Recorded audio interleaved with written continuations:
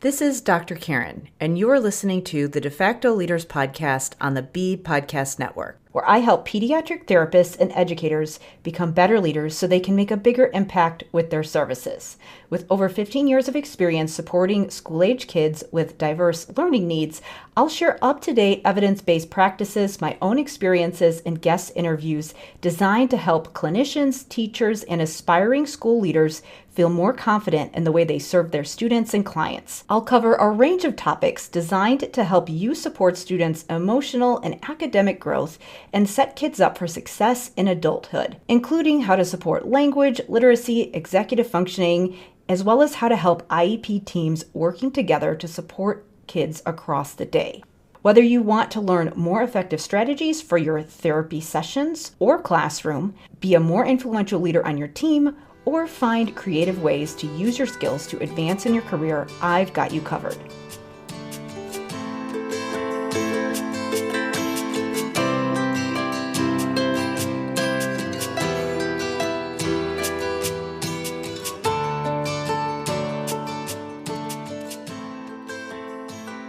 Hey there, it's Dr. Karen, and welcome to episode 143 of the De Facto Leaders podcast. Many clinicians are trained to focus on checklists and evaluations so we can walk into work knowing exactly what our protocols are. And while systems and processes are extremely important, we have to know how to use them flexibly.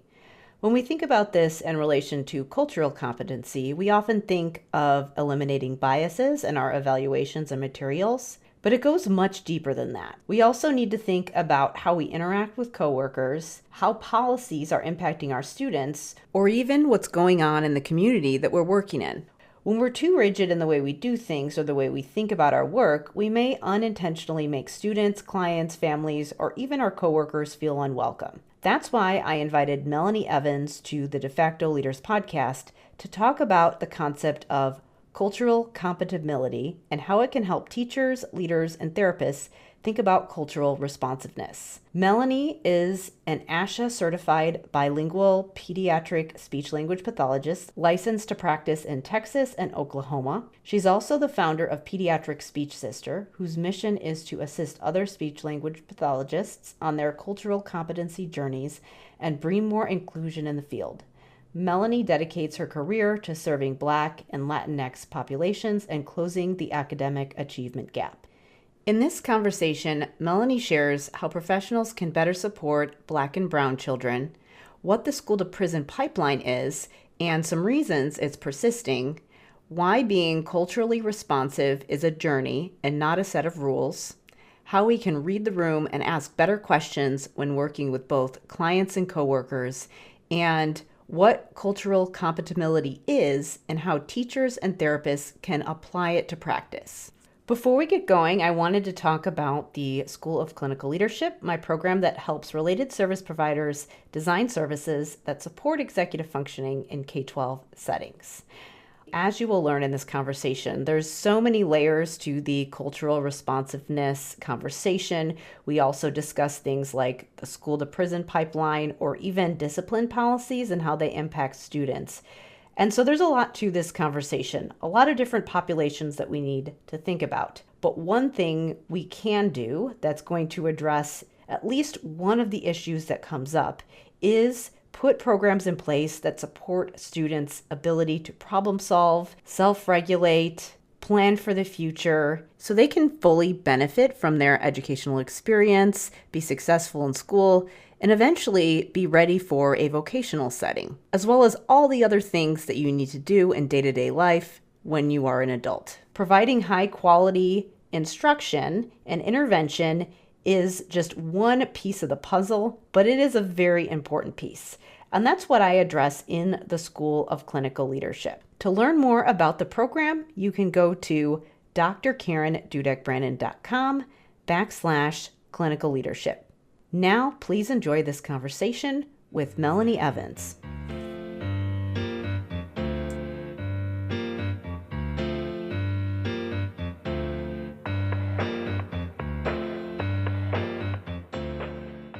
Today, I am joined by Melanie Evans, a bilingual SLP, also known as Pediatric Speech Sister. So thank you so much for being here with me today. Yes, Karen, thank you for having me. I'm super excited. Yes, me too. I know there's so many topics that I want to get into with you today. So I thought we could start off by having you share. I know that in our conversation before, you shared some things about where your career started and what you're doing now. So I'd love to have you start at the beginning and share just where you started and what you're doing now. Oh, yes. Okay. I'll try to give you the Reader's Digest version. Yes. So basically I started my career as a speech language pathologist as a broadcast journalism major. So when I got into college, I signed up to do broadcast journalism, and that was really my passion and what I always wanted to do. I wanted to be like the next Oprah. My parents looked at me. Of course, I wanted to go to one of the most expensive institutions ever in Washington, D.C., from Tulsa, Oklahoma. So they looked at me and they said, Melanie, we need you to choose a field that you know for sure that you'll get a good return on your investment. Mm-hmm. Oh, I said, okay. And in my orientation class, the chair of the speech pathology department actually came and started talking about speech pathology. And I said, okay, that seems like it'll be a cool field. So I went ahead and changed my major to actually organizational communications. Mm-hmm. My minor is in speech language pathology because they took it out as a major program at that time. Well, I started taking the phonetics class. It was the phonetics class that made me really actually fall in love with it. I did really well with the phonetics class. And I think that this is what I was meant to do this whole time because I was led on a path of education. And Mm-hmm. that's how I went more so in the education sector rather than medical or even Yeah. technology, AAC. And yeah, so I got to hang out in Chicago. So I know that you're pretty close by Chicago, Karen. Yeah. Yeah. Yeah, so I got to hang out in Chicago for a whole summer for the United Negro College Fund. And I was a fellow, the Education Reform Fellow there. And I got to really realize a lot of the disparities that exist in the education system. In 2016 specifically, I don't know what it was about 2016 for me, but the opportunities that I was attracting really just shed a huge light on the Mm-hmm. disparity. So not only was I hanging out in Chicago, but I also got a chance to volunteer in New Orleans. And we talked about education and even the prison industrial complex.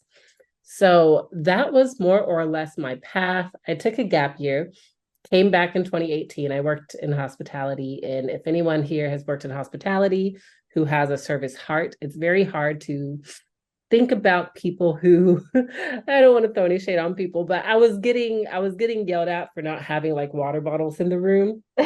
And I'm thinking about, oh my gosh, Yeah. there are Oh people my who are gosh. sleeping outside at Union Station right now on the ground who would love water bottles, whatever. Yeah. So um, that made me rush back to graduate school really quickly. That was my catalyst, actually.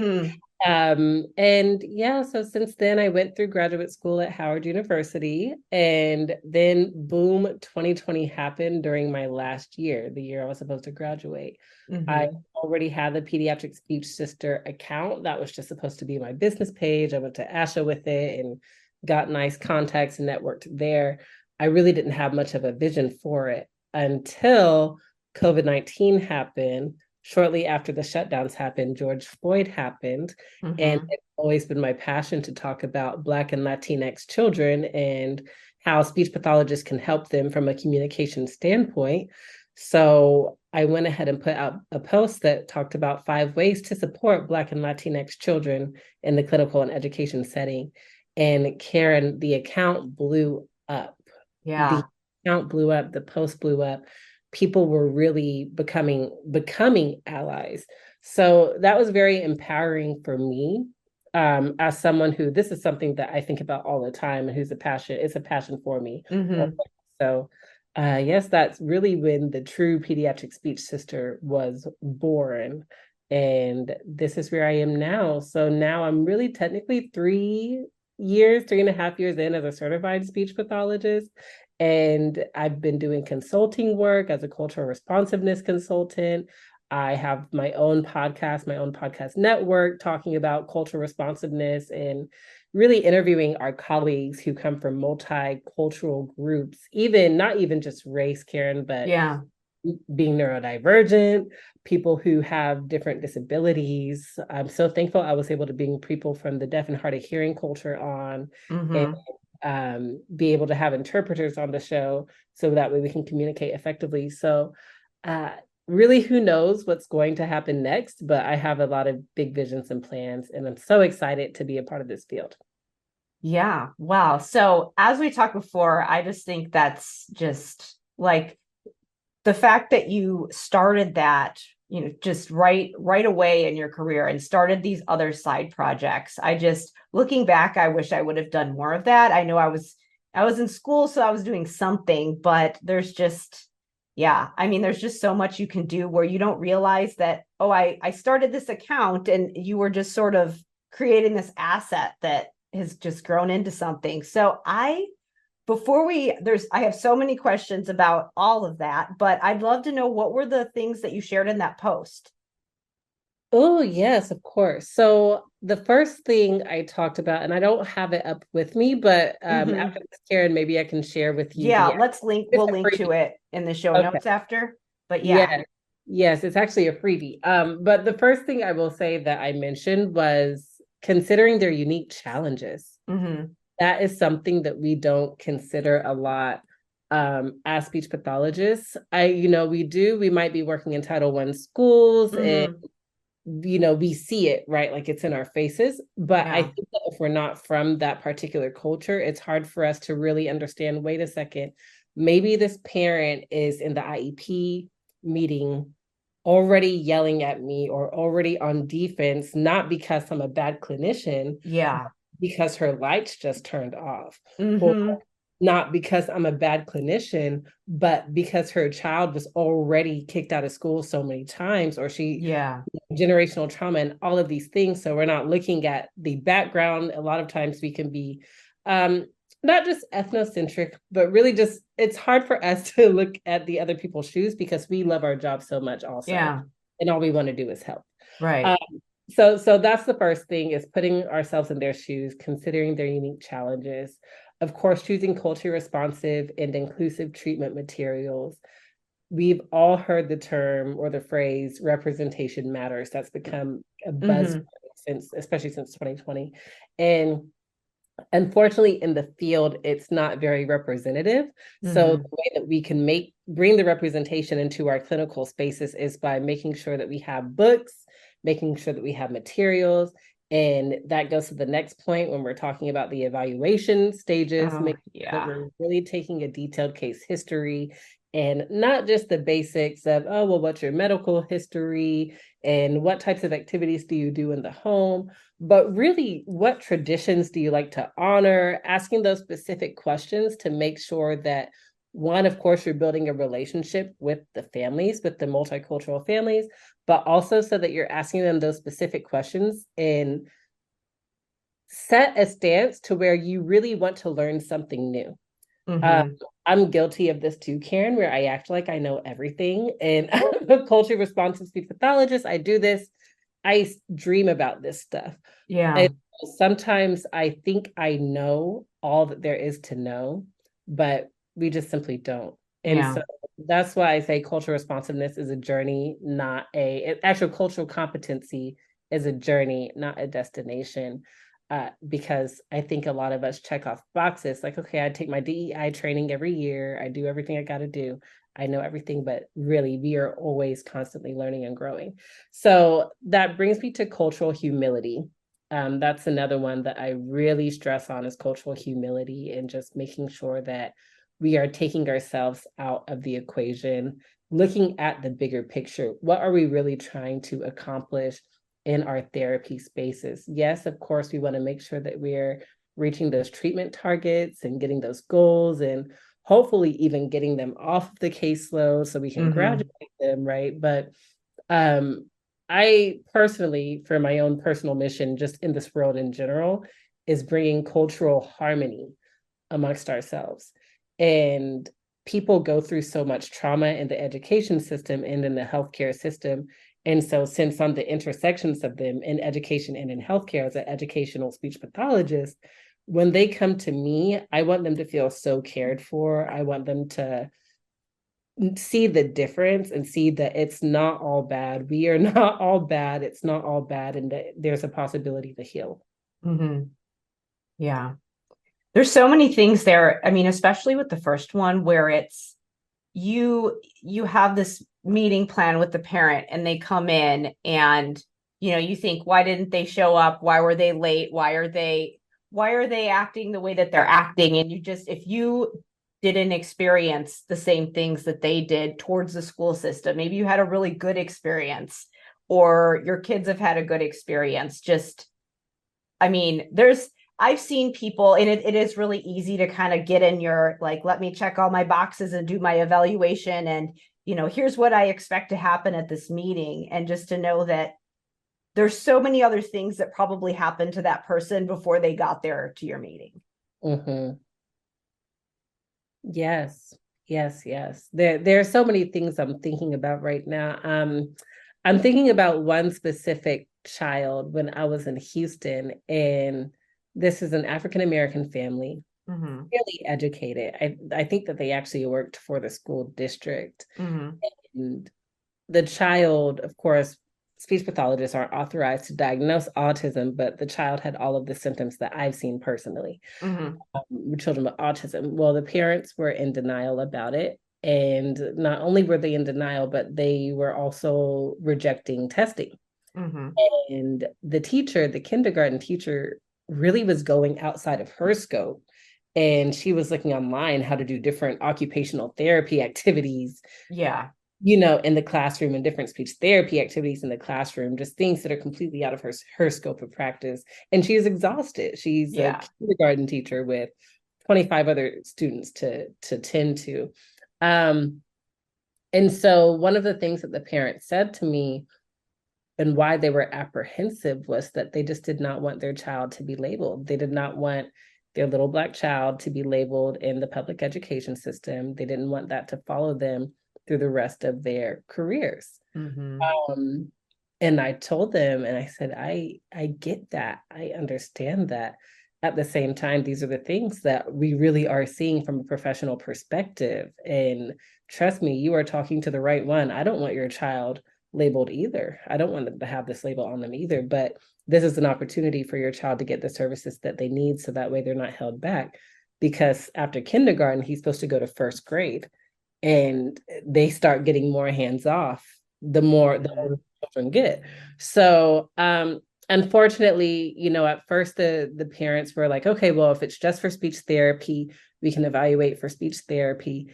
And of course, we were going to evaluate for speech therapy, but the papers that they were supposed to sign off on said that he could get tested for behavioral testing and all those things. Yeah, the domains, they saw all of that. I've had that happen before too, where they see special ed across the top and they're like, whoa, no way. Yeah, they pulled out Mm-hmm. so and hopefully, I guess from that perspective, and something that came to my mind is we can't be superheroes.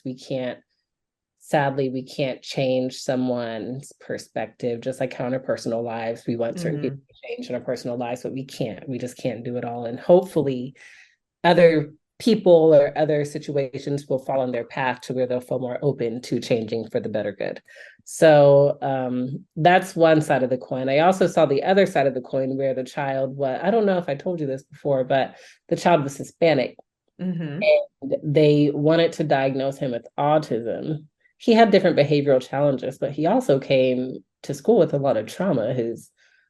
Both of his parents passed away, and he was very open about this, at least in speech therapy. Both of his parents passed away, and he stayed with his grandmother, and there were a lot of children at their house, and he was also outcasted by his peers because he was different. He was just a different kid. Mm-hmm. In fifth grade, he was in fifth grade, and he struggled reading.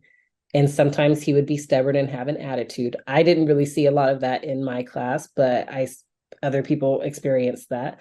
And so the teachers were like, well, let's get him diagnosed with autism and put him in the special ed classroom, the self-contained classroom. So I was already against it, but we go through the processes. Right. When I go to pick him up for his reevaluation, I walk in, I see his fifth grade teacher's teaching, and it's a big classroom of the students. And I'm like, where's the kid? And it's like the whole classroom turns and looks at him, right? So it's like a movie. You're walking into a movie of where the whole classroom just turns and looks at him, and he is sitting and rocking. But I'm like, honestly, I would be doing anything to calm myself too if I felt the energy of that classroom was outcasting me and Yeah. looking at me like a weirdo. So I did get to talk to the special education director, and I told her, I'm like, I'm sorry, I gotta advocate for this kid. I know that we are trying to push things along, I guess, but there's no way if he goes to the self-contained classroom and he's about to go to sixth grade, he's going to be in there forever until he graduates. And he's not going to actually get the help he needs. It's like a demotion for him. He doesn't Yeah. necessarily need the self-contained curriculum. Um, and so from there, thankfully, she changed things, and I was actually able to get things changed how special education was done at that particular school. And so he was able to go to the self-contained classroom during certain moments, but in other moments he was able to be with general education. So it became a win-win situation. Yeah, that's great. And I think that's so important how sometimes people are like, if it's even from the leadership, they're kind of like, well, sometimes you have a district where it's all about like, just get them out of the classroom, and then sometimes you have a district that's like, well, we're going to include everybody. And you really have to look at what is the least restrictive environment for this particular person. And we need to offer a continuum because if you always do one or always do the other, it's not going to be individualized. Like I think people forget that it's not about, what your whole philosophy is. It's about what is the plan that's going to meet this person's needs. Exactly. So Exactly. I would love to hear about your experience in Chicago because, as we talked before, I'm also in Illinois in a completely different part of the state. I was more in a small town. So I did see, there was rural poverty there, but it's different in inner city. So I'm curious what kinds of things came up for you there that were, unexpected or just that you learned. And I know that we talked a little bit about school to prison pipeline, and that is something where I went through a whole speech pathology program, bachelor's and master's, and a special education doctorate. And I really didn't learn a lot about that. I mean, it was sort of loosely talked about, but not as directly as it probably could have been. And so, I think that that's something that needs to be talked about more. So I'd love to just hear about what came up for you there and what you learned about during that experience. Well, thank you for that question because I'm thinking about how you said, I mean, you have your doctorate in special education, and the fact that the school to prison pipeline isn't talked about much Yeah. um, is shocking. So, that's something I'm kind of recovering from. Yeah. Like, It's shocking, yeah.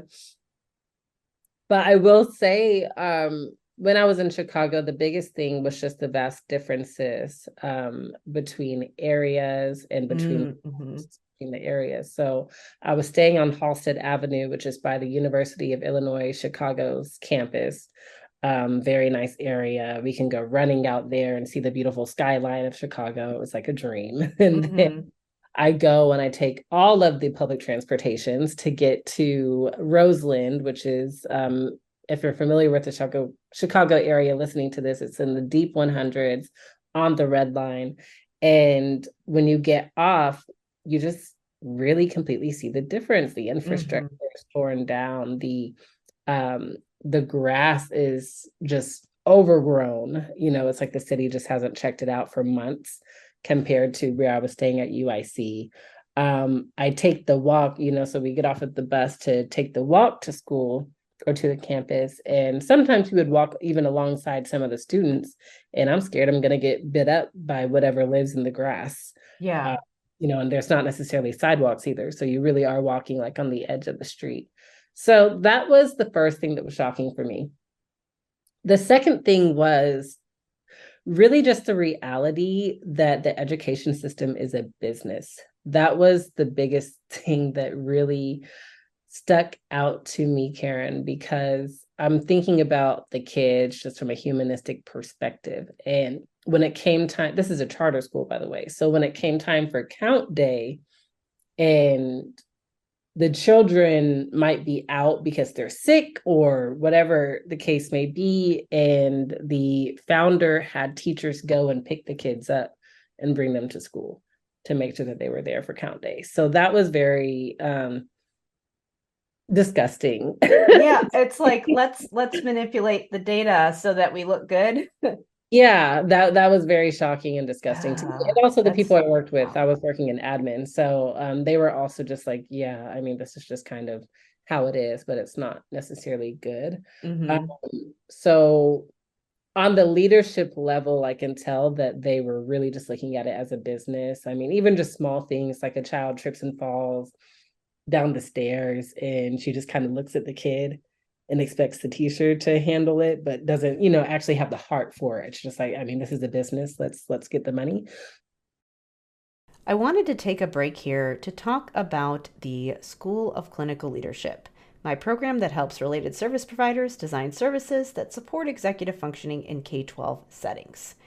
So right now in the conversation, we're talking about things like the school to prison pipeline, and there's a lot to solving this issue, but one of those things is making sure that kids have access to high quality instruction and intervention. And we also need to think about how we address things like discipline and consequences when students are showing behaviors. And part of understanding how to do that effectively in a way that provides consequences that are appropriate given the student's skill level, given the particular incident, among other things. Black and brown children do tend to be diagnosed with things like ADHD more than other students. So this is definitely a very important piece of the puzzle in understanding how to navigate the services as well as some of the policies. So to learn more about the program, you can go to drkarendudek-brannan.com/clinical leadership. Now, let's get back to the conversation. School to prison pipeline didn't come up as much, surprisingly, during that internship. It was actually when I was in New Orleans. Okay. Where it came up for me. And it wasn't even brought up on a school to prison pipeline standpoint, except for the fact that my understanding of the school to prison pipeline and how even the mindset of gearing children up for prison. First of all, this starts all the way in preschool. Sadly, preschoolers are getting expelled for those minor offenses. And sadly, it's coming from a racial difference, a racial gap.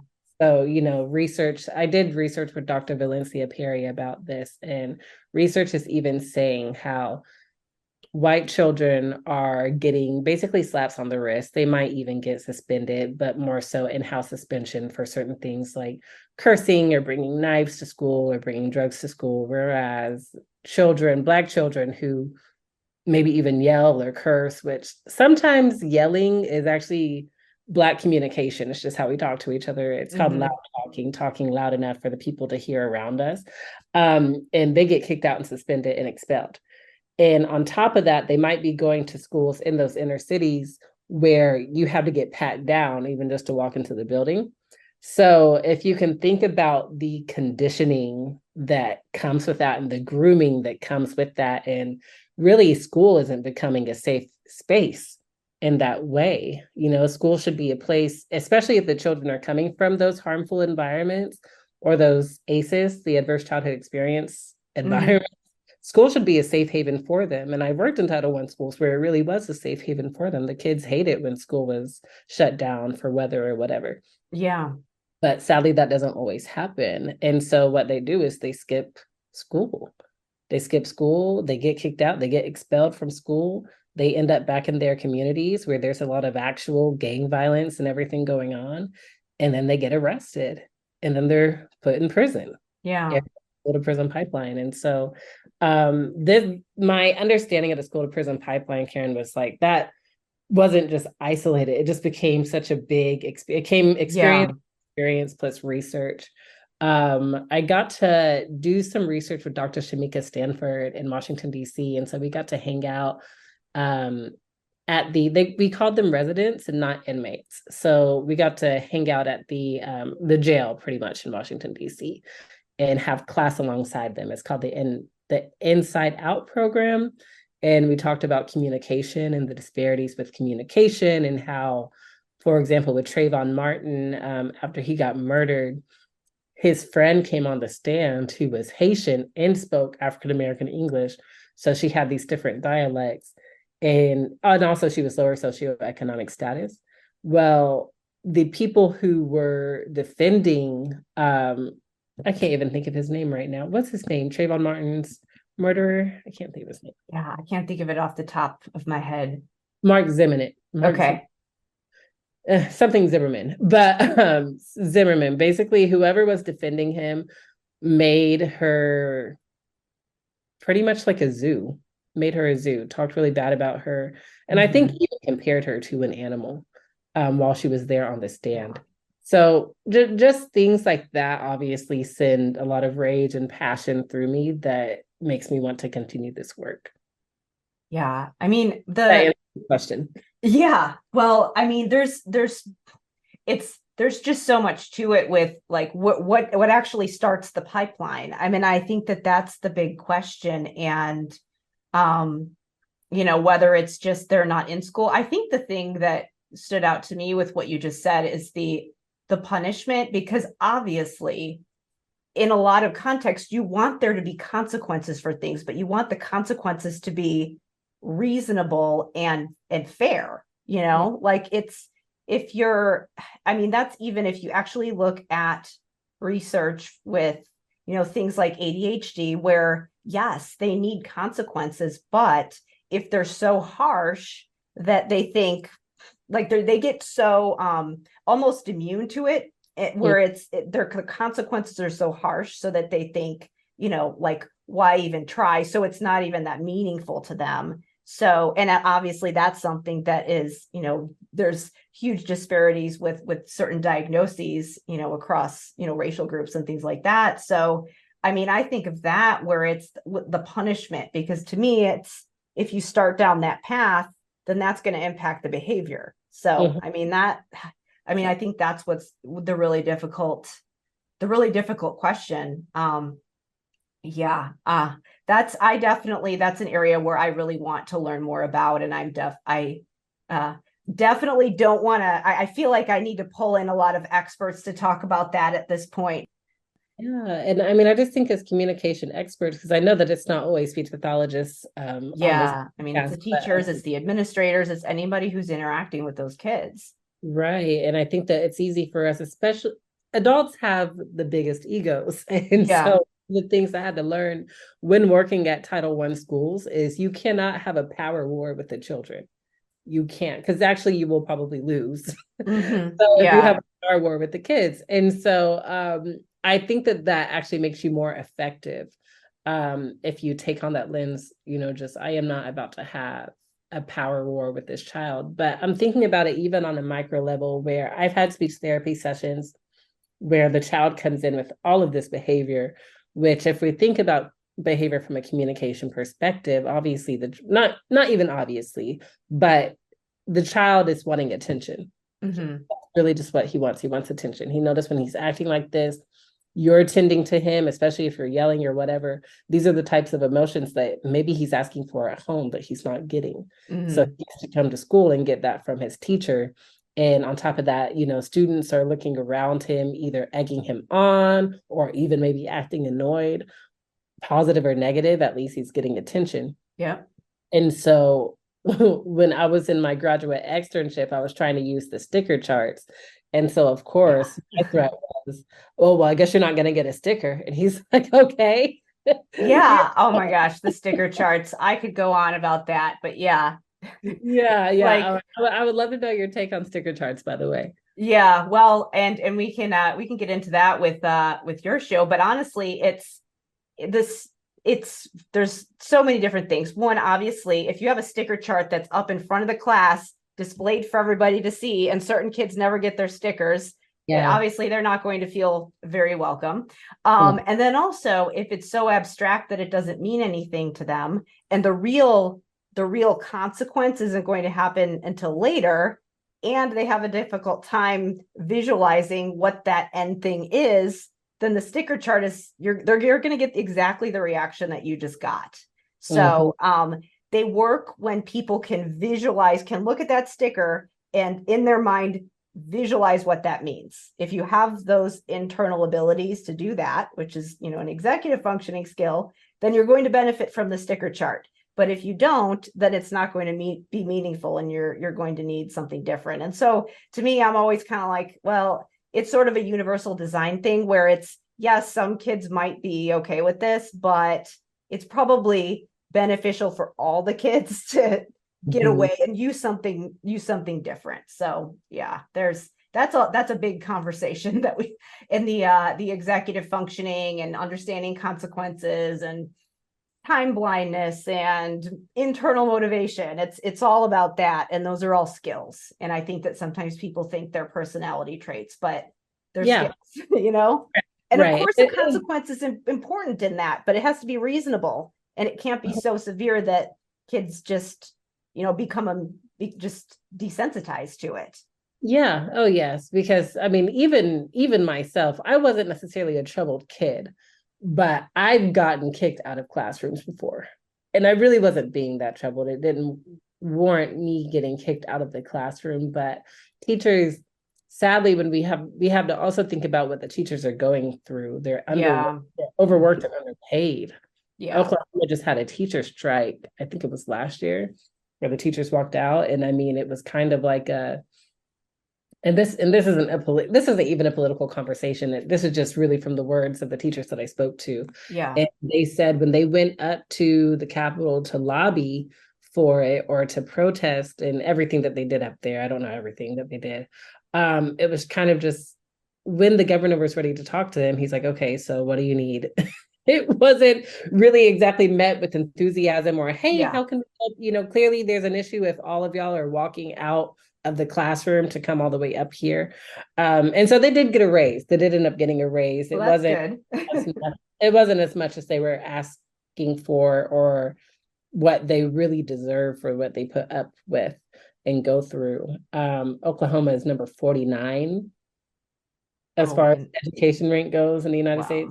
I don't know which one is number 50, but yeah, Oklahoma's 49. It's been 49 for years. So, but my thing is, well, if you're treating teachers like this, you really can't expect us to go up.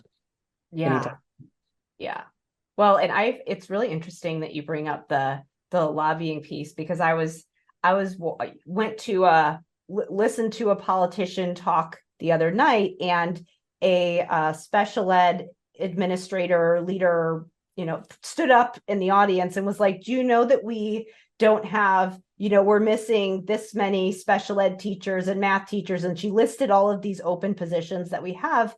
And the response was, well, we need to pay teachers more. If you pay teachers more, then they're not going to leave their positions. And she said, actually, that's not what they say. It's about respect. It's about getting what you need. And of course, salary is a part of it too. But I think that people want if you're a politician and you're going through your talking points, you want these are my ways I'm solving the problems, and it is easier to simplify it. It's like, of course we want teachers to make more money, but it's so much more than that. So yeah. So switching, I know that we're talking about the professional things. You've been talking a lot about how this impacts students and families, but I'd love to talk about your experience as a professional in this field, and in both the education, healthcare, speech pathology. Like, what are some things that you've experienced that people maybe wouldn't think of or aren't aware of? The first thing that comes to mind is my past company that I worked for. And I was coming from schools in work environments in DC and Houston, which are both very multicultural, diverse places. And so I came back home to Tulsa, Oklahoma, and I'm in the clinic, and I realized, first of all, I'm the only Black person in the clinic, the only Black person in the clinic, which, besides, I think maybe two sets of clients who were Black who I saw. So that was the first thing that was shocking for me. The second thing that was shocking for me was really just the lack of cultural diversity. It was a clinic that served Spanish speaking people. However, I just didn't see a lot of actual effort done as far as being culturally responsive, not even just for the people who we worked with, but also for the colleagues. And I think that was the emphasis for me was, where's the cultural responsiveness for the colleagues? And so I did have one other colleague who is a minority, she's Filipina. And when I was already feeling really tired, and it's something about where you kind of feel like you're alone and you're not talking about it with anyone, until she came to work and was like, yeah, you guys, this is going to be my last Friday. And I'm like, what? Okay, so I'm not crazy. So let me go talk to her. And long story short, I went to talk to her. And of course, a lot of it had to do with just being overworked and all of these things. And then also just little microaggressions and imposter syndrome and a lot of things that everyone goes through, but women of color really go through it on a different scale. It really hits different. It feels very different. And so going through that in an environment where it was already isolating, you look around and you don't see anyone who looks like you. The culture is different because my culture is very different from their culture, but there is no effort to at least try to integrate. So the biggest thing for me was, yes, they invited me to the lunch table. I was invited to the lunch table. The times where I did decide to go to the lunch table, I was met with microaggressions, shocking comments like white face, black face comments as jokes, comments about my hair, other things like that. And it really, Karen, it was haunting me in my sleep. So it was just going completely against my fabric, against my values as a person. And I ended up leaving that clinic. And so that actually became the birth of my cultural competemility piece from a colleague perspective. So for anyone listening who doesn't know what cultural competemility is, it's cultural humility and cultural competency put together. And so it's our ability to be humble while also using what we're learning in actual practice. And so we talk a lot, like what you were saying, we mentioned that a lot with the children that we're serving, the families that we're working with, but not a lot with each other. And it was really shocking for me when my colleague left. She left, not only did she leave that clinic, but she left the field. Oh, wow. She left the field and she's just like, yep, I have to pay off my student loans, but whatever. And here's all of my therapy materials that you could use for yourself. It was that bad. And I'm just like, it's crazy because I talked to aspiring speech pathologists who are ready to leave the field before they even graduate. I think about myself, who was 3 years in and was burnt out. I mean, I was my CF year, I was burnt out. And I think my classmates who started exploring different careers. And so it goes back to the conversation about representation matters. Because yes, representation matters, but what are we doing to keep us in the field? So that's how it became, okay, let's think about this from a harmonious perspective. How can we actually communicate with each other? The interprofessional collaboration, yes, but really interpersonal communication, looking at each other, not only as colleagues, but as humans in our own unique experiences, and learning to love each other for those unique experiences and learning to learn from each other for those unique experiences and integrating that so that way we can collaborate effectively. So these are research projects that are going to be happening, but the birth of that started with this clinic. So yeah, I hope that answered. Yeah, it did. And so here's the thing is that I think of, this is, there's a lot of speech pathologists that are listening to this and other people in special ed. And I know that part of our the way that we're taught is almost, again, the checklist mindset, where it's like, okay, so give me the prescriptive plan and things that I should or shouldn't say, but it almost sounds like it almost seems like it's more of a practice rather than, here's this list of things that you're supposed to do kind of a thing. I mean, would you say that that's accurate, where it's almost more of a mindset and a practice, because what might make one person feel comfortable and included could be kind of different. I mean, even within the same culture. I mean, would you say that's accurate? 100%. It definitely varies person by person. I think that the first step is, there's always those steps, when we talk about cultural responsiveness, understand your biases, do research on their culture and everything like that. And then we have, yes, do that. That is exactly what you should do. That's very important. And at the same time, make sure that you're not generalizing too much. Yeah, that's kind of what I was getting at, where it's like, if you get too prescriptive, then you're like, oh, well, this person wants me to, this group of people wants me to say this to them or something like that. And then you risk being offensive. Yeah. So I've worked with Latin American families specifically who choose not to identify too much with their Latin American culture. And so I've made the mistake of approaching them like, hola, ¿cómo estás? And they're like, I speak English. I prefer to speak English, That's interesting. And so that was that's the humility piece. Like, okay, I'm actually humbled. I'm sorry that I just assumed that was the best way to connect with you. Yeah. And so that's why it's best to ask those intentional, powerful, inquisitive questions. What language do you prefer? Do you need an interpreter?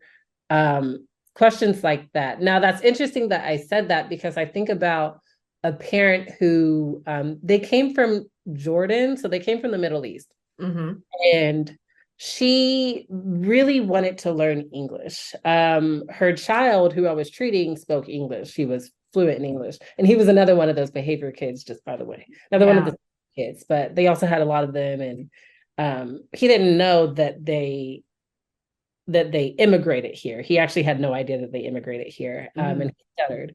And I'm like, well, that might be why. But that's kind of beside the point. This parent really didn't want an interpreter there. She preferred for us to talk to her in English and just talk to her without the interpreter. And when I put myself in her shoes, I understand it's kind of from a lens of, I want to do this. I want to practice my English so bad. And I know that my needs help. And knowing English is power in this country. So I'm going to do anything I can to do this. At the same time, I still brought an interpreter because, one, of course, it's my job. I have to do that ethically. Yeah. An interpreter. The second thing is, I allowed myself to say certain things and her listen. And then I'd say, would you like for that to be interpreted? Because I would see it in her facial expressions that she didn't know what I was saying. We're talking about an IEP here. Right. Lots of technical language that people who speak English may not even understand. Exactly. Yeah. So those are the little nuances when it comes to cultural competency that we have to just be careful about. But I think that the biggest lesson is being okay with making mistakes. Yeah. Take the risk and be okay with making mistakes. So like I said, but when I try to speak Spanish to a family that has a Spanish last name, that was a mistake. That was me with good intentions, and I made a mistake. And so now that's not failure, that's feedback. Okay, you know what? Let me ask them. And so when I do my introductory emails at the beginning of the year, I actually email in both languages, just to be, and then however they choose to respond is how they choose to respond. And then you kind of get some information there. Yeah. That's good. I like that. Yeah. Because, and I think that some of the, the training that they tell you where they're like, understand who do you talk to in the family? Like, who's making the decisions? And, what are I was just, thinking about when you think about transition planning, even where it's what's going to be the family structure after high school, and just all of those different things where you kind of assume, well, these are the steps that people take, and you can't really do that. So, oh yeah, so many. I bet we could go all day with different case studies of different examples of this. But and I know that you have on your podcast, you've had so many different guests from, share their experiences. So where can people go to learn more about you, listen to your podcast, or connect with you? Oh, well, thank you. So my Instagram is Pediatric Speech Sister. My YouTube is Pediatric Speech Sister Network. I also have a LinkedIn. I believe it's linkedin.com/n/Evans Melanie. I'll have to send you that. Yeah, we'll link to that. Or they could Yes. probably find you. Yeah. Yes. And then that's also where you can see the show. So if you're not a Yeah. YouTube person, you can also go to LinkedIn and check it out. I also considered doing more lives on the Instagram platform. So we'll see, but I'm Yeah. around, a lot of presentations in the works too that I'm excited to share with the audience. So stay Well, tuned. I'm excited to see what you do with all of your projects and again, I know we've talked about different options and expanding your education and all those things. So I'm excited to see what you do. So thank you Yeah. for being here with me today. Yes, thank you so much for having me, Karen. And I'll definitely be sure that you know about the journey. Yes, keep me in the loop. I will. Thank you.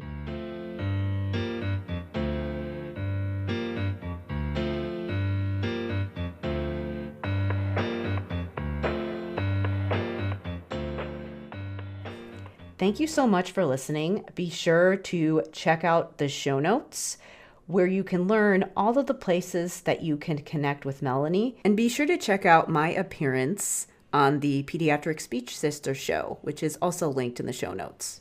And finally, if you want to learn more about the School of Clinical Leadership, my program that helps related service providers support students' executive functioning skills, you can go to drkarendudek-brannan.com/clinical leadership. As always, if you have an idea for a guest or if you would like to be a guest on the show, please email me at talktome@drkarenspeech.com. If you found this episode helpful, then definitely share it with your friends or leave a rating and review wherever you listen to your podcasts. And finally, thank you so much for listening. I will see you next time.